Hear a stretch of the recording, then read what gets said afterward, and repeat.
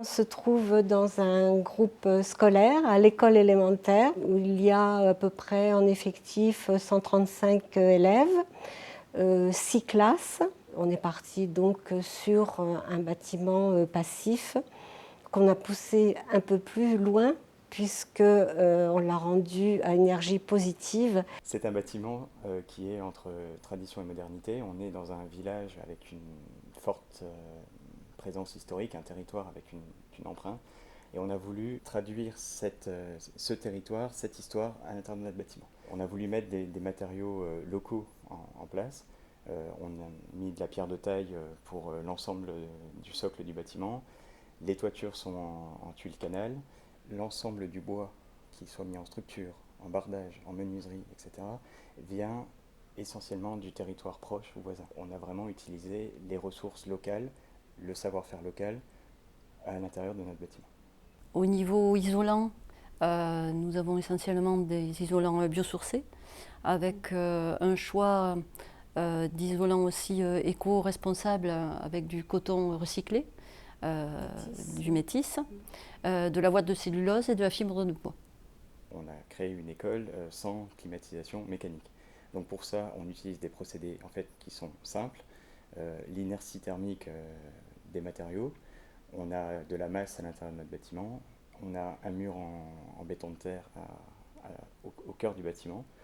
Une ventilation naturelle qui crée en fait un courant d'air à l'intérieur du bâtiment et notamment la nuit, donc avec des ouvrants sur toutes les façades qui met le bâtiment en dépression et donc qui rafraîchit naturellement le bâtiment.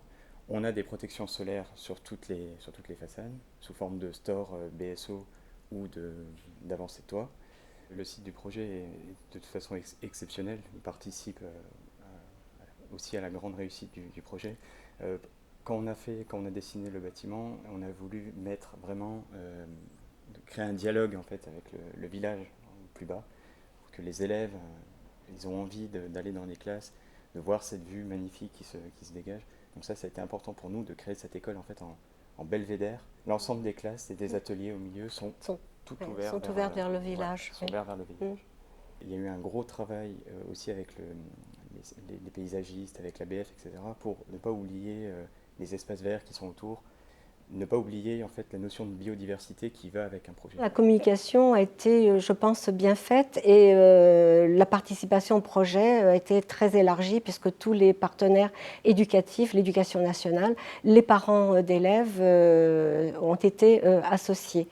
Les habitants, ça a été sous forme de réunions publiques et une exposition, j'allais dire, à mi-chemin de la construction. Vous aviez l'intention d'ouvrir l'école pour septembre, on savait que ça allait être difficile, on avait des craintes, et puis en fait Paris tenu, mais grâce à cette équipe à la fois de maîtrise d'ouvrage et de maîtrise d'œuvre.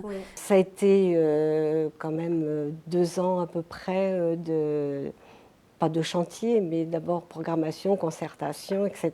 Ce que je retiendrai effectivement, malgré les aléas, que ça a été une belle aventure humaine.